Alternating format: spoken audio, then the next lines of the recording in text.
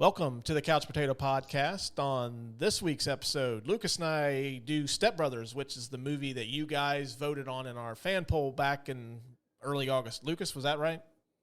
That is correct. Yep. Yeah, early August. I lose track anymore. We're going to go into some of our favorite scenes, our favorite lines. Who wins the McLovin, which is a new award, seems to be popular with everybody. So coming up, it's the fucking Catalina wine mixer. The fucking Catalina wine mixer. Step Brothers comes up next. I know you touched my drum set. Get out of my face. All right, that's it. You destroyed my home. You beat me up in your sleep. You're adults. It's time you started acting like adults. What? We're slow learners, and we're not particularly good listeners. Hello, how are you? Bon voyage. Have a great time. Step Brothers. All right, welcome back once again to the Couch Potato Podcast. I'm Russ, and with me always is Lucas. Lucas, what's going on, my friend? Good evening, Russ. We're here to do this episode that was voted by our fans. That's right, for the the third time we've attempted to do this one. Yeah, this is the cursed episode. Yeah, we did this, back last... It was about a year ago, wasn't it? It was in 2020 at some point. Yeah, I don't remember. And it was still warm outside. I remember that because I'd put the air conditioner in that shed that we would record in. How did that episode turn out? Well, so back then I had a medical marijuana card because I have trouble sleeping. And is that what we're calling it? Yeah. I also have back issues and anxiety, which they're all supposed to help with, which it did. And glaucoma too, right? I actually do have a history of glaucoma running in my family. I got cataracts, glaucoma, bad back, anxiety, sleep issues. Just give it to me, man. Yeah, I need a backiotomy. So we recorded the episode while I was hitting my marijuana vape in the shed, and there was a little bit of a contact high coming, your way. So we were both stoned and watching a comedy. It's one of the funniest comedies I think you and I can argue agree is one of the funniest comedies we've seen. And so we were just cracking up the whole time. And then because of said contact high, your microphone wasn't even turned on. So it's just essentially 2 hours of me laughing and you laughing in the background. Yep. Yeah, you can hear me on times laughing. And then last night, we're recording this on a Sunday night. We usually do these on a Friday or Saturday night. And my recorder took a dump. So I had this new Rode, the Rodecaster Pro I've been meaning to try out. So here we are. We're trying it out on this. So hopefully it sounds pretty good. If not, then that's what we got producer Adam for. That's right. He makes us sound good. So as Lucas said, this is Step Brothers. This is an episode that you guys voted on back in early August. We've been doing poll questions. We're basically letting you guys program the entire month of September. We did Jaws last week. We're doing Step Brothers this week. And then, of course, as we always do at the end of this episode, we're going to tell you what we're doing next week. Although, if you follow us on socials, you know what we are doing already. So yeah, Step Brothers it is. The cursed episode of the Couch Potato Podcast. Yeah. You should put that in parentheses or have like a little star beside it. Quotations, the cursed episode. We'll eventually be on like one of those cursed podcast episodes where it's like, okay, well, one episode is like, I don't know, like a cursed movie, and then like we'll be like episode 2636 of like some cursed podcast series on the internet. Yeah. First off, I wanted to lead off. We did role models back a few months ago, and we talked about how 2008 was probably the last really great year for comedy movies because, honestly, they don't put out as many anymore. But I wanted to get your input. Is Step Brothers the like the best comedy to come out of 2008 because I'll just rattle off a couple of titles that came out in 2008. Forgetting Sarah Marshall was in April of 2008. Role Models, which we done a few months ago. And then in, I think about a month time frame, we got Step Brothers.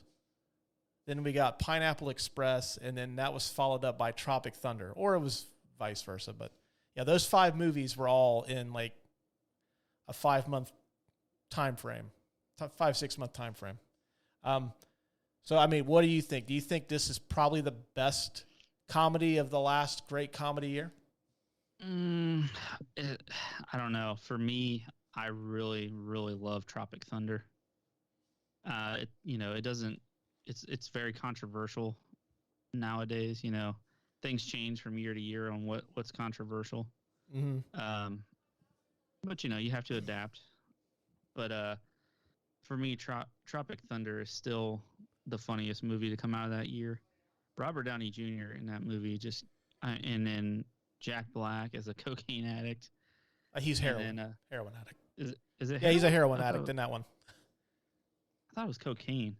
Well, anyway, he's addicted to a white substance, and Ben Stiller, just trying to play the action star that's holding on, and Mm-hmm. his agent. But for me, it's Tropic Thunder. And yes, I know I rambled a little too much about that movie. I can see it on your face. No, you're good. You're good. That's what we want. We want people we want to talk. We don't want dead air. Right. For me, it's Tropic Thunder, but this one is a close second. Yeah, I mean, I think these are the 2 most quoted movies in our circle of friends is this one and Tropic Thunder. So I don't know. As problematic as Tropic Thunder is right now, there's still a lot of really great stuff in that one too.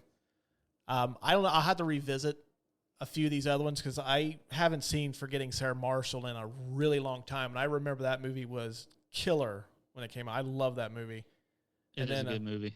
And then I haven't seen Pineapple Express in quite a long time, too. So, I don't know. I would say the Tropic Thunder and Step Brothers are the kings of the mountain. I would say since we're doing this episode, I'll probably say Step Brothers because it's quoted more. It probably has more of a lasting impact in pop culture than Tropic Thunder does. So, I would say probably Step Brothers by a hair. Well, just a little note on Pineapple Express.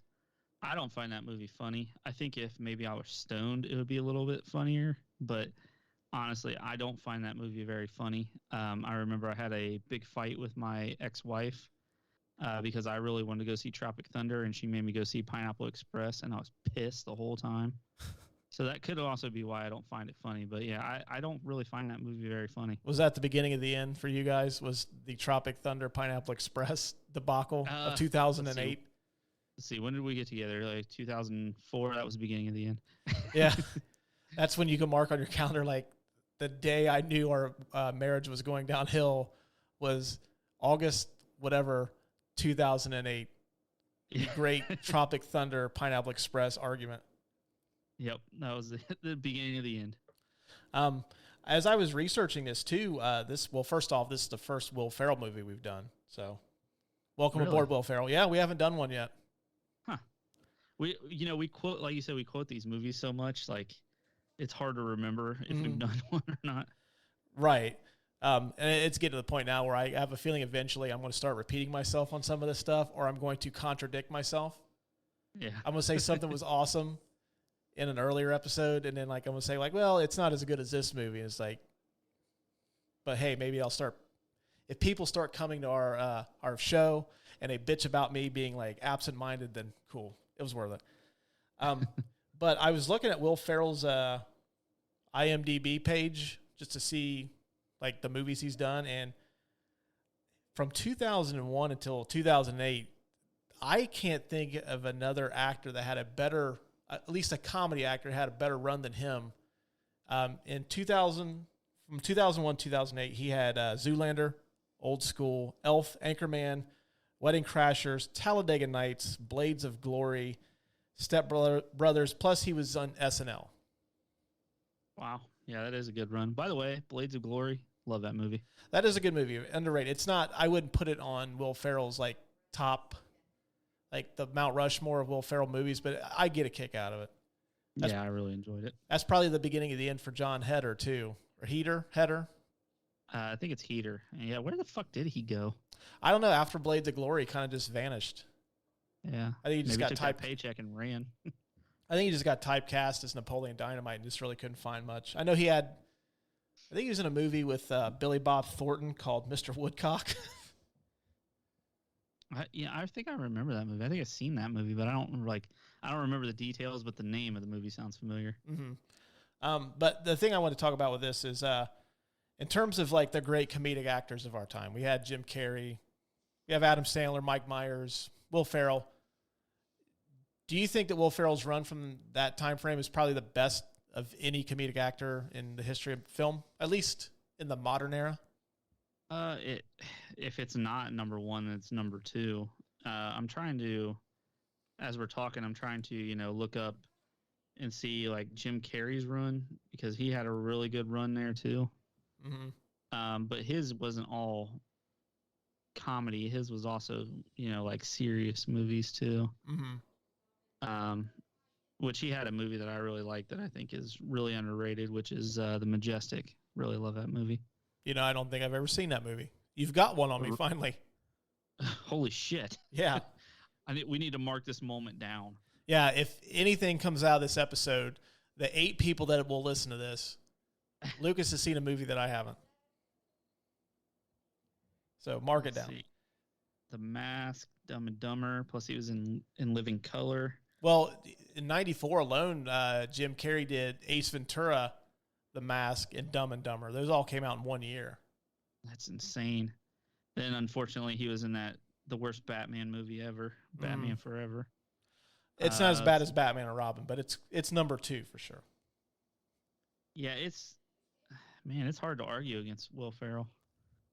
I think Carrey started off probably the best, because I think in terms of like a year, I think there's not too many actors that have like that kind of year that he did in 94. But like with Sandler, he kind of petered out after 4 or 5 years. Carrey kind of started going downhill after that, but Ferrell stretched out for a long time. And he even had a couple of fairly big hits after 2008 too. I think he did The Other Guys, which I like, you're not a fan of, which is also an Adam McKay movie. But yeah, I don't know. Like, I can't think of a comedic actor that had the run that he had. Yeah, it was really impressive. I think towards the end it started to become the same character. Mm-hmm. So that was unfortunate, but I mean, at the very least, he kept, maintaining that same level for a long time. Mm-hmm. Yeah. So, yeah, Will Ferrell, the greatest comedic actor of the modern movie era. Harumph. Harumph. All right, well, you want to get into the categories? Let's do it. All right. The Tale of the Tape. This movie was released in 2008, July the 25th, to be exact. This stars Will Ferrell, John C. Reilly, Richard Jenkins, Mary Steenburgen, Adam Scott, and Katherine Hahn. It was directed by Adam McKay. A Rotten Tomatoes score of 55% from critics and 69% from audiences, which the critics score, not really surprised, but as much as this movie is quoted, I'm surprised that Rotten Tomatoes score from audiences is only 69%. That's a little, at least it's a little lower than I thought it would be. Yeah, well, you know how subjective comedy is, and it's kind of some people that you would think would find this movie funny don't, that I know. Right. So yeah, I don't know. It's surprising. It could also be part of like what you have down for worst scene, which we're going to get into, which I actually agree with you on that. Yeah. The box office was $128 million on a $65 million budget, which also surprised me that a comedy had that kind of budget. It had to have been. This was towards the end of his run, right? It had to have been because Will Ferrell was pulling in such a paycheck, you know? As you can judge by the critics' Rotten Tomatoes score, this movie did not win any awards. No way. And I was a little shocked by this. It's not streaming anywhere. Really? I thought feel for like- sure it would be on Netflix, but it's not. Yeah, I thought it was on Netflix not too long ago. It may have, but they keep pulling stuff off there all the time. Actually, after we couldn't record this last night, I was going to watch Den of Thieves, which is an awesome Gerard Butler heist movie. It was on Netflix for years, and all of a sudden it's not on there anymore. That sounds about right. I'm like, fuck, I got to buy it now, which I would. All right, the William Somerset Research Corner. There's not a whole lot of research to be done in this, but Lucas, I'll let you lead off first because you had some really good stuff. Okay, yeah. So the fake nuts that Brennan, Will Ferrell's character, goes and puts on the drum set, which, going back to the shed, I think that was the moment that those lines where he's talking about the drum set are some of the things we laughed the hardest about. Those fake nuts, so those weren't actually his balls, which he could have probably saved some money on this movie. Those things cost $10,000. Really? $10,000 for fake balls. It's almost like their special effects crew, whoever did this, was like, hey, we can do this for like $50, or if you really want them to look good. And then Adam McKay's like, all right, just bill it later. Just get it done. And then they decided to come out with this. I did see something where Will Ferrell trots those out at parties too. Oh yeah, he got to keep them. Oh, he did? Yeah. So that's hilarious. It kind of reminds me of, it kind of makes that scene funnier. Did you ever watch him in Eastbound and Down? Yeah. He plays that car dealer, Ashley Schaefer, who looks like basically a Dollar Tree version of Ric Flair.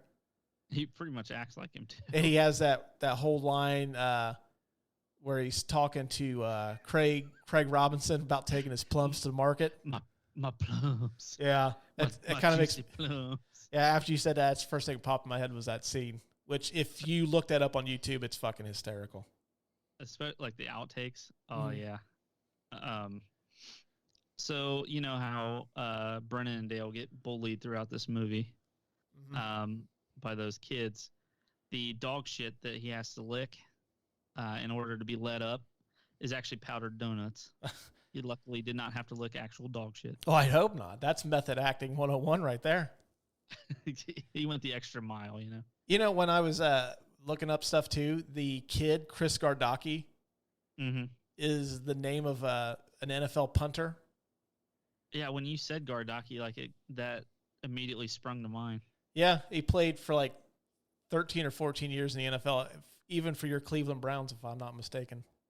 Yeah, I believe so. Yeah, my Browns that lost tonight. Sad. The original cut of this movie was 5 hours long. But, thankfully for the theatrical release, they got it down to 98 minutes. 5 hours. Like, what the fuck was in this for 5 hours? Yeah, it's probably the I know they did for Anchorman. They had so much extra footage, they made an entire movie out of it. Really? Yeah, it's it was a bonus DVD. I know when we used to work for a certain retailer, they had a pack. It was Anchorman followed by it's called The Legend Continues. They spliced together all these extra scenes, and they turned it into another movie, which wasn't very good. I'm sure there's a reason that it, just made its way to a bonus DVD instead of actually being released. Right. I'm sure Step Brothers is the same way. Well, I know they were very heavily like improv guys, and they just wanted you to just improvise and cut loose on the set. So that's probably what it is. Yeah, I mean, I think I saw that Will Ferrell, one of his biggest things is trying to get people to laugh, to break character. So it doesn't surprise me. The last fact I have is the director was actually trying to get a rap album put out in the same vein as Boats and Hoes, and he would have gotten it done if there wasn't scheduling conflicts. Oh, that would have been pretty cool. Yeah, so Brennan and Dale would have had their own rap album. I'm not gonna try. I was getting ready to start rapping Boats and Hoes, but I decided not to. I was like, it's gonna come off really bad. Well, now I really wish that it would have. Well, I don't have the lyrics in front of me. I would actually almost try it, but I don't have it on me. Sorry, guys. Maybe that'll be a bonus take later down the road. Patreon. Yeah. I don't have a lot either. John Hamm and Thomas Lennon were considered for Derek before Adam Scott was cast. I thought this was a really weird fact, and it popped up on my research numerous times, but Joaquin Phoenix has said on record that this is one of his favorite movies, and he's seen it more times than any other movie he's seen. Well, it's hard to explain Joaquin Phoenix anyway. That dude is like ultra weird. Mm-hmm. But it's a little surprising. I figured he would like something kind of darker. Mm-hmm. He seems like the type of guy that would really like a darker movie. Right. But hey, he likes to laugh at Step Brothers. Go him. Yeah, that's right. Just went up a tiny little notch extra on the respect totem pole. As cool as it is to say the Catalina wine mixer, this movie wasn't shot on Catalina Island. It was shot on Rancho Palos Verdes, which I'm sure I probably screwed up. I guess you can actually see shots of Catalina Island during that scene, which Adam McKay, I guess, kept in as like kind of a practical joke. Yeah, they didn't shoot it on Catalina Island at all. Yeah, I saw it was like Donald Trump's golf course or something. Yeah, it was one of his golf courses. I guess apparently there wasn't anything they could really use on Catalina Island, so that's why they went to where they went. By the way, I really just want to be rich and own a bunch of golf courses and then just go play golf all the time. That sounds fun. Well, if somebody would buy our show, we could do that. Fair enough.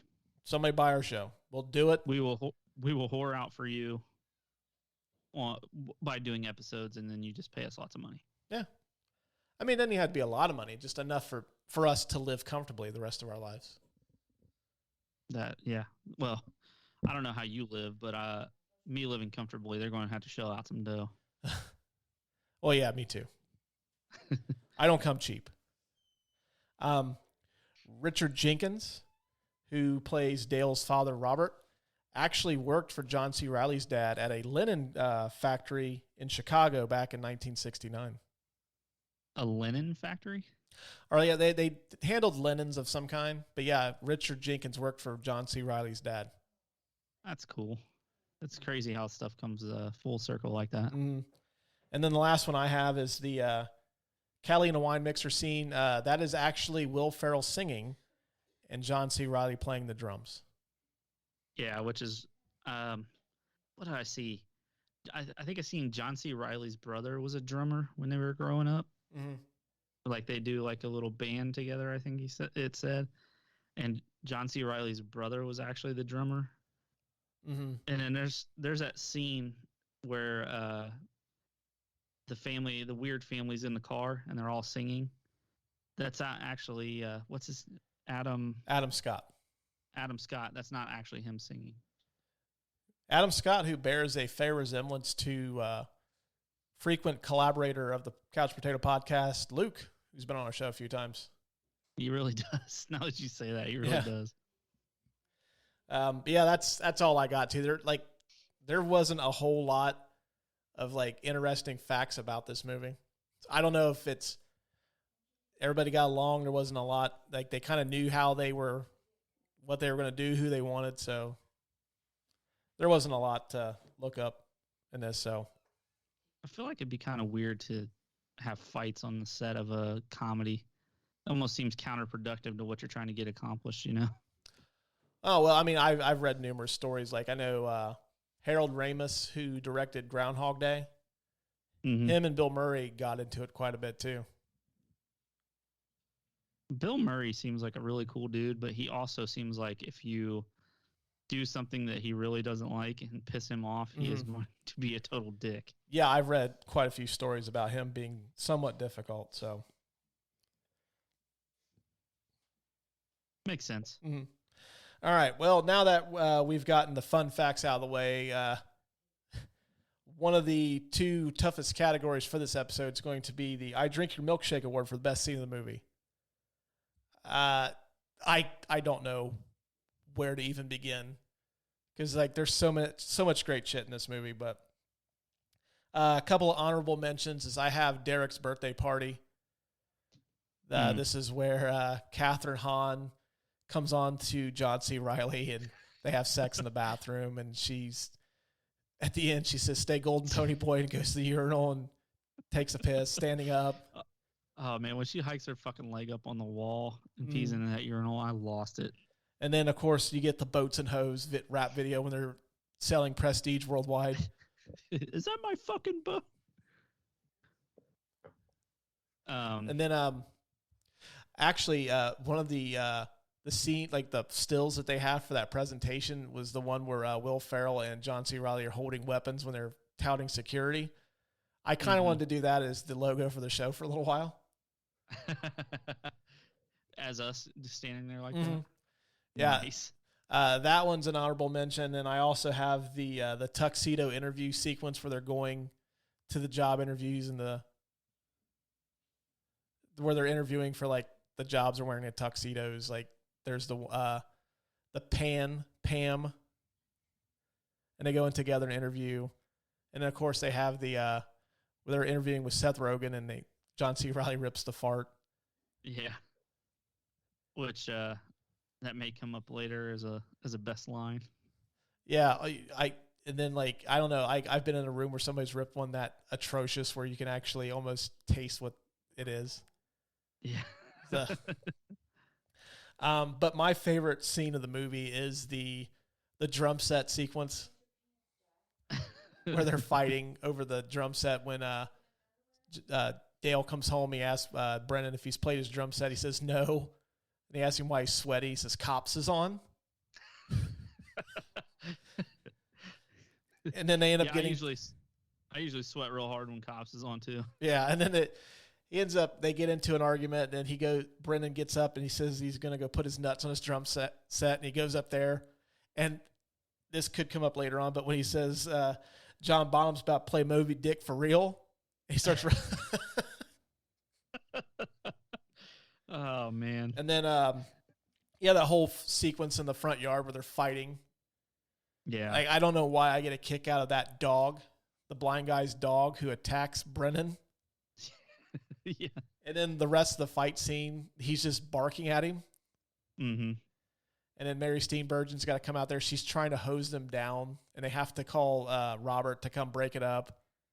Yeah, hose them down like they're dogs. That's hilarious. And just to hear Mary Steenburgen say, "What the fucking fuck?"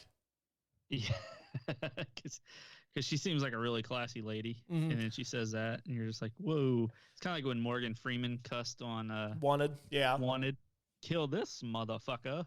And then I put it as one scene, but the aftermath where they get grounded, and you get those lines like, "This house is a fucking prison on planet bullshit," and and what is it in the cosmos of this sucks dicks camel dicks. Yeah, camel dicks. Yeah, so that's my favorite scene of the movie. What do you got, dude? So the honorable mentions were all the ones that I was going to mention too, but my favorite scene is when they become best friends, and they discover that they can make bunk beds. And they go into the room and ask their parents, "Can we make bunk beds?" Mm-hmm. And then a line that you and I quote, which may come up, which is going to come up later in the best line for becoming best friends, is in that scene. So like that's my favorite scene because I still quote that a whole bunch to this day. Yeah, even when the bunk bed falls on Brennan, it still cracks me up. I can't tell you how many times I've seen this, and something like that normally would lose its like effect later on. It still cracks me up because he hops on there and just boom, it just falls on him immediately. And you know, it's funny, like as a kid, so these guys are, supposed to be like man children. Mm-hmm. As a kid, you could totally see yourself fucking trying to build bunk beds with your best friends. Oh yeah, and I could totally do it. The heavy one jumps on the top, it crushes the one below. Well, that would be me hopping on the top and crushing you. Yeah. Well, when I was a kid, my friend Josh, he was like 6'3", 130. I mean, he was a really skinny dude. That would have been me jumping up there because I was a chubby ass. Now, is it just the scene where like he shows off the sword and the night vision goggles, or is it that whole montage? It's the whole montage. Yeah, that's pretty good. It's a pretty extended scene, but yeah. Yeah, I like it where they're watching the Above the Law, and they're just they're yelling, waiting for Steven Seagal to break that dude's arm. Which is a staple of a Steven Seagal movie back in that time. Is he was always going to break somebody's limb, which is perfect. I don't think there's really a winner, because I think even our honorable mentions could easily win this. Yeah, like out of this movie, the worst scene, which we're going to get into, is really the only really bad spot of this movie, I think. Yeah. I'd say I'd give it to yours, just because that seems to be the sequence that everybody seems to remember. Mm-hmm. And it has probably one of the most iconic lines. I mean, I also like the Catalina wine mixer scene too. I don't know why it cracks me up, but when the Billy Joel cover band's playing, and that guy, I can't think of the actor's name. He's been in a bunch of stuff, but he goes, "Play something from The Stranger." And the guy goes, "We're strictly 80s, Joel, sir." Mm-hmm. Yeah, I'd say that one wins, though, the best friend sequence. I don't remember which part of there was one more honorable mention that I thought was really hilarious, and I think it's when they were fighting, where I think was it Brennan was burying Dale alive. Yeah, I'm still alive. Yeah, that one's good Shut too. up. And even You're waking up the neighbors. Yeah, I wanted to even the scene where Derek and his wife visit for the first time. That's pretty good too. Then Derek gets knocked out of the treehouse. Oh, he like punches him in the face. That was so cool. And it's not one of my favorite lines, but I do get a kick out of that line where he says, Derek says, "I actually have the opposite of a problem. I made over $550K last year." Such a douchebag thing to say. Right. All right, but we'll give it to the best friend sequence because that's the most iconic. So it's also a biography of you and I. It is. True story. Except ours would probably be more dramatic, though. The brand new sequence here, the I don't like sand. It's coarse and it's rough. Scene or award for the worst scene in the movie. See, I'm not used to even announcing this award, so I kind of fumbled it. I don't like sand. It's coarse and rough and irritating, and it gets everywhere. The sleepwalking sequence really doesn't do anything for me. I think it's kind of stupid, and it doesn't make me laugh at all. And when I first saw this, it made me laugh, but like subsequently watching it, it's just it's kind of annoying and it's unnecessary. Mm-hmm. Yeah, to me, it's one of those. It's one of those occasions where, like, when Will Ferrell tries to be funny and it's annoying more than it's funny, which he does have a tendency to do that from time to time. Yeah. So that for me would be the only scene in the movie really that I just like. Okay, I would fast forward it if I had to condense the movie down. That would be the scene I would cut. Yeah, I agree with you. It's really just unnecessary. Mm-hmm. Yeah, I do get a kick out of the pillows being in the oven, but that's about it. All right. The King Kong Ain't Got Shit on Me award for the best line of the movie. King Kong ain't got shit on me! Another really tough one. I have honorable mentions, and it was hard to pick just a couple, but I just wanted to give a special shout out to the You Have the Voice of an Angel. It's a combination of Fergie and Jesus. Like, out of anybody you could have mentioned as a singer, it had to be Fergie. And I don't remember whether this was like when Fergie was still like a big deal or not, because I don't think she's done anything in quite a long time. This was around her time. Well, she kind of fucked herself by singing the national anthem in a really loungy singer way, which is still, even with Roseanne screaming it, to me, Fergie, the way she sung it was still the worst rendition I've ever heard. Is this before or after I know there was a concert she did. I don't know if it's when she was with the Black Eyed Peas, but she pissed her pants on stage. Have you seen it? I don't know if that's pre or I think this post. is around that time, like, or maybe a year or two after. Mm-hmm. But yeah, I seen it. Yeah, she's pissed drunk on the stage and with wet pants. Yeah. Yeah. And then the other one that I have is looks like John Bonham's playing Moby Dick for real. It just still cracks me up every time I hear it. Is that your two nominees, or is those honorable mentions? Those are honorable mentions. My a winner would be the fucking Catalina wine mixer. Yeah, they do say that a lot in that movie. And as I was researching some of the lines, I had read that I think Will Ferrell called Adam McKay to tell him that when the Saints won the Super Bowl, I think it was 2009, that the first thing that is caught on like audio was the Saints yelling, "It's the fucking Catalina wine mixer." Really? During the post-game celebration, yeah. That's hilarious. Yeah, that's probably like that, and I would imagine one of your nominees are probably the two most iconic lines from the movie. Yeah. But like this is the same as the Vecino. It's just tough to narrow down one. Like I even said, like it didn't even make the cut, but I have the opposite of a problem. I made $550K last year. The Dane Cook pay-per-view, 20 minutes. Let's go. And I even like the John C. Reilly where he's talking to his dad and he goes, he's talking about the scenario if Nancy came on to him. Oh, yeah. And then even Richard Jenkins just yelling, "Shut the fuck up." Cracks me up. But what do you got? What?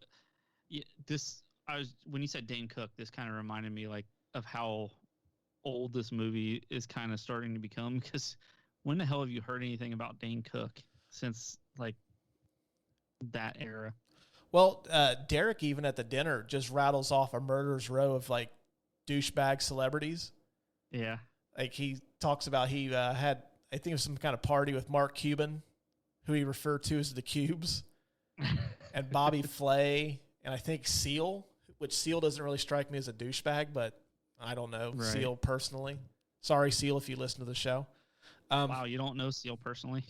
No. You must have paid like $550K last year. I came just short. $549,999.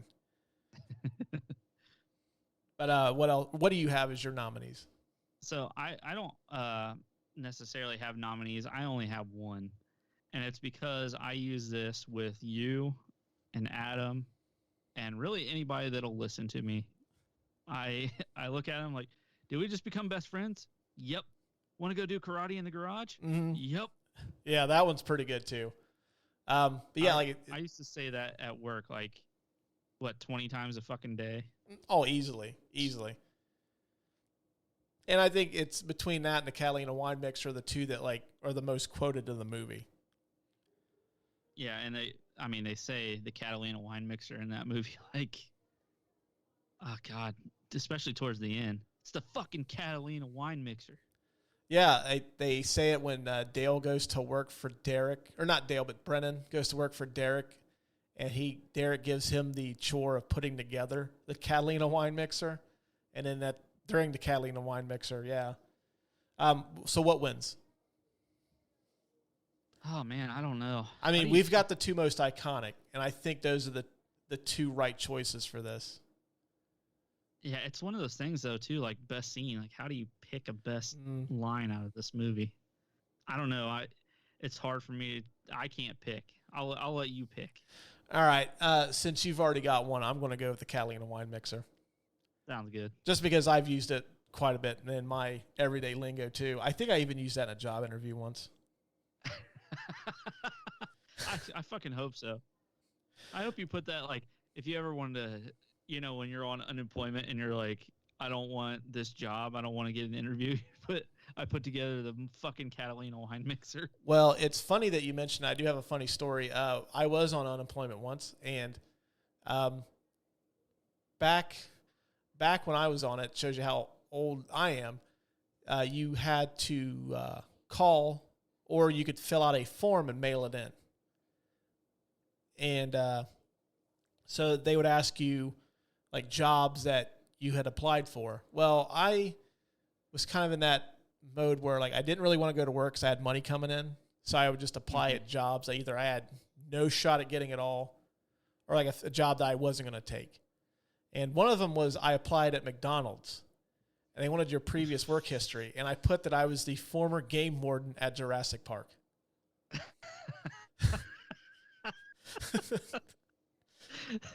That's the best. That's gotta be the best fucking job thing ever. Yeah. I'm sure, like, either they totally overlooked it or they thought I was crazy, but they never called me, which was the point. That's too bad. If I was the hiring manager and I saw that, like, man, I got to hear this story. I wonder what kind of shit you would have made up too if you would have actually went into the interview to try to explain what you did. I probably just would have said, "Listen, I just made that up so you wouldn't call me." And that plan backfired, so here I am. Oh man, that would have been perfect. And I probably would have spent like 20 minutes talking to him about how great Jurassic Park is. It is pretty great. Mm-hmm. The next award is another brand new one, is the McLovin Award for the Best Supporting Performance. I am McLovin. I know we usually share notes, so I wanted to go a different direction than you. I think that your nominee is probably the right one, but I wanted just to talk a minute about Adam Scott as Derek. Okay. I thought he was really good. That would be my nominee. He just really perfected the art of being like that, just that dickhead that you want to knock out. Which, if you ever seen Parks and Rec, he's completely different in that. He's like the meek, kind of shy, nerdy guy. And he's actually one of my favorite characters in the series, but he's the polar opposite of how Derek is in Step Brothers. It's true. Makes him a good actor. Mm-hmm. And, yeah, I mean, even like when we looked it up, and like John Hamm was considered at one point, and I could see John Hamm doing it, but John Hamm almost kind of is an imposing figure, especially if you've seen Mad Men. Mm-hmm. So I think Adam Scott's better because he's like the guy, like, yeah, I can kick the shit out of that guy if I wanted to. But yet he's like that money, powerful, Right. All right, I'm looking for it. I can't think of it. Country club, like, I go to the country club, so my dick's bigger than yours type of guy. Right. Yeah, he's my nominee. I don't think he should win, but I just wanted to mention him for a minute. Well, I mean, he's really good in this movie. He's he's the nominee. He's a good nominee. Mm. I also had as an honorable mention, I had Rob Riggle as Randy. Which I like Rob Riggle. His shtick kind of wears thin on you from time to time, but I don't remember if this is in the theatrical release or the unrated version, but there's a scene, they're in his office and he has a heart attack or something. He dies for a minute and he comes back. I'm going to say, I think that's the unrated. Yeah. Yeah. Yeah, I thought his, and then the pow. Yeah. I thought that's what kind is of it? Pow, like I would have knocked your ass out or something like that. Yeah, he says something, I would eat it like Kobayashi. He's talking about eating his dick. Oh man, there's another throwback: Kobayashi and the fucking Nathan's hot dog eating contest. Right. I don't know. Who do you have? I have Catherine Hahn as Alice. Yeah, she's the winner. Because she just fucking goes completely overboard. Hilarious. I hate my husband. I'll fuck whoever will take me at this point. Mm-hmm. Just desperate housewife in this movie, and it's fucking hilarious. And like the image that always comes to mind is when she hikes her leg up and fucking pees into that urinal. Mm-hmm. Oh my god, I am brought to tears every time I see that scene. When I was watching it a couple nights ago, when I think it's Christmas dinner, where they go into, she goes into the other room, Mm-hmm. and then they come barging out, and he says something about her back's messed up, trying to pick up an extra chair to bring into the kitchen. The scene still cracks me up. Yeah, she's the winner. I mean, she's throwing 100. She steals the 3 scenes that she's in. Mm-hmm. So, yeah, I think she's got to be the winner. What does she say? I want to wrap you up and just shove you up in my vagina. Like roll you into a ball. Roll you into a ball. Yeah. Shove you into my vagina, keep you warm. And then I even get a kick out of the dinner sequence at for Derek. She's the only one nodding her head to Boats and Hoes. It's like she's really getting into the song. Yeah. And Derek's looking at her like, "What the fuck is wrong with you?" Yeah. Yeah, I think she wins. Yeah. So we're on the last category now? No, we've got a couple more left. Oh, mysteries. Yeah. Well, we've got the Eric Stoltz Award first. Oh, who we replace? Mm-hmm. Yeah, the Eric Stoltz Award for the performer you would recast. Nobody. Yeah, I didn't even have it written down in my notes because I didn't even consider anybody else in this movie because I think everybody plays their role perfectly. I could see both the parents being the type of parents they are, you know.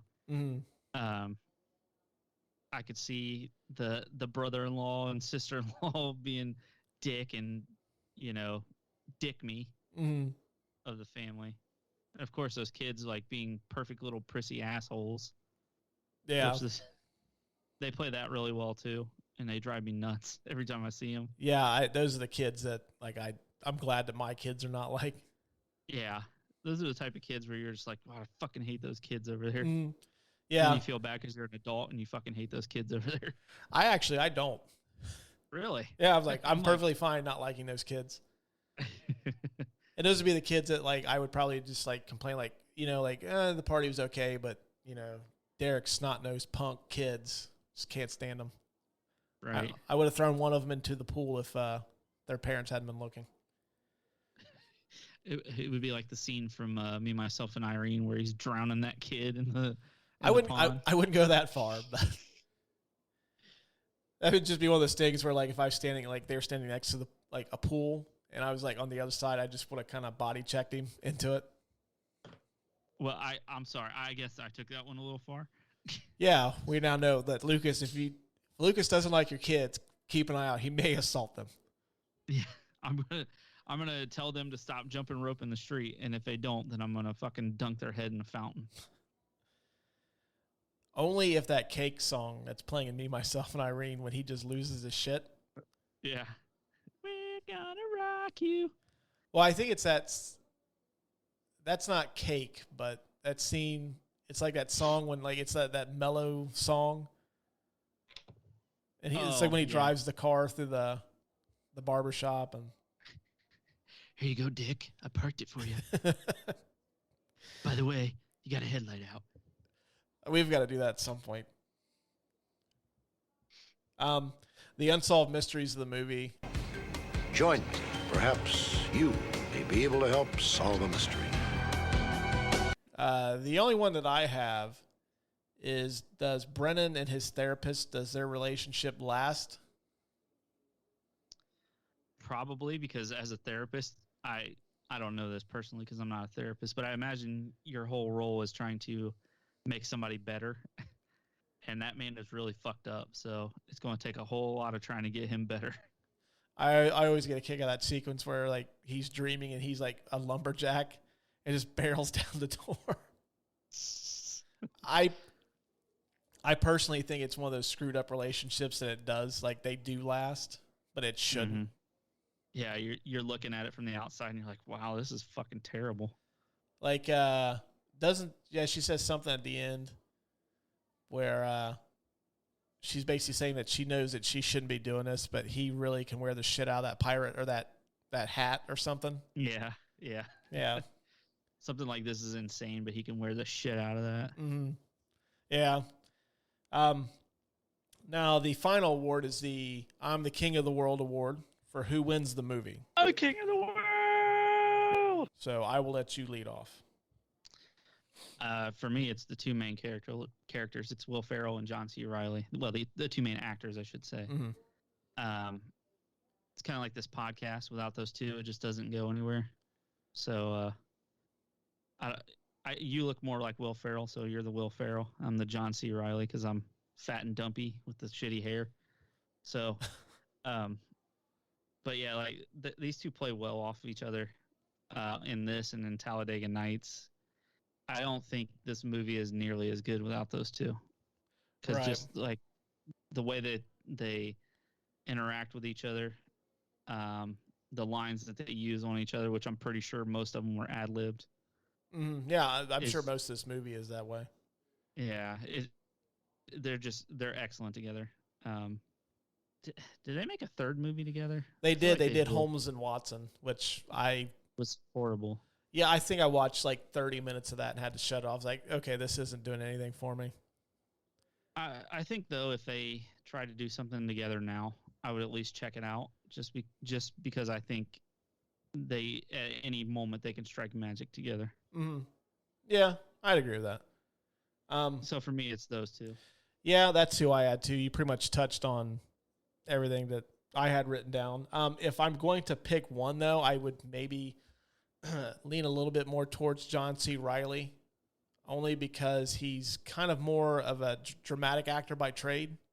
Mm-hmm. He didn't really do much in the comedy realm. I mean, he'd been like, I can't think of his character's name in Boogie Nights, and it's going to drive me nuts. And I'm sure that I'll think of it the minute we're done. But he has some funny moments in that, but it's still really a dramatic part. And he doesn't really become known for comedy until he does Talladega Nights, and he is just as good as Will Ferrell. And normally when you see like comedians seem to go into the dramatic world a little bit better. Like, like Adam Sandler's done some dramatic stuff, Robin Williams, Jim Carrey. They've all they've gone into that dramatic world and they've done really well, but you don't really see it the other way. Right. I mean, I've never really seen, Ben Stiller's done it to an extent, but nothing that's gotten him critical acclaim. I mean, I've never really seen,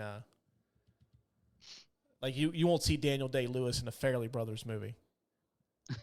You know what I mean? Probably not. But, he goes toe-to-toe with Will Ferrell, and, he wins some of these scenes in this movie. Right. He's just as good as Will Ferrell in this movie. So I guess if I'm going to pick one, I would say John C. Reilly. But, yeah, I agree with you. It's both of them. I mean, this movie doesn't work without him. Right. His character's name was Reed Rothschild, by the way, in Boogie Nights. Thank you. I knew it was something it was very porn star-ish. Yeah. But yeah, I agree with you. If we were to pick one out of the two, I agree with you because I do think he holds his own and sometimes exceeds Will Ferrell in this. Right. So there we have it. John C. Reilly wins the Who Wins the Movie award. But Will Ferrell, everybody wins in this movie, everybody wins. The audience wins. The performers win. Adam McKay wins. Winners all around. Do you have anything you want to add before we wrap this up? No, I think, like you, I was shocked at the Rotten Tomato score so low from the audiences because, I don't know, maybe it's just our brand of comedy, but this movie, besides the sleepwalking scene, is just hilarious from start to finish. And, the long lost episode of us just cracking up in the shed while we were recording is just, it's golden. It's one of the highlights to me of doing this podcast. I know nobody but us has ever heard it or were there to, witness it, but it was just fucking hilarious. And I think I still have that file somewhere on my laptop. Do you? Okay. I think so. Don't hold me to that. But I think I still have it. But yeah, like us being stoned out of our minds and listening to that and watching it, just fucking hilarious. This movie's great, and I encourage everybody to check it out. Yeah, I don't know, like it's really like my favorite Will Ferrell movie is Anchorman. It's probably the one comedy movie that I quote more than anything, but I don't know, man. Step Brothers is like up there. It's definitely one of the iconic comedies of the last 20, 25 years. Yeah, and like you said, unfortunately, we don't get as many comedies now because movie studios can't take the risks they used to. Right. They all go to streamers now, so. Right. All right. Well, that's going to wrap up this episode, so we will talk at you guys later. And that's going to wrap up this week's episode of the Couch Potato Podcast. Lucas, what did the fans vote on for our episode next week? King Kong ain't got shit on me. Training Day. Yep. Did we just become best friends? Yep. All right. Want to go do karate in the garage? Yep. Yeah, you guys voted for Training Day, so we're doing that next Monday. So be sure to subscribe wherever you listen to podcasts so you don't miss that one. So until next Monday, we will catch you guys later. Deuces.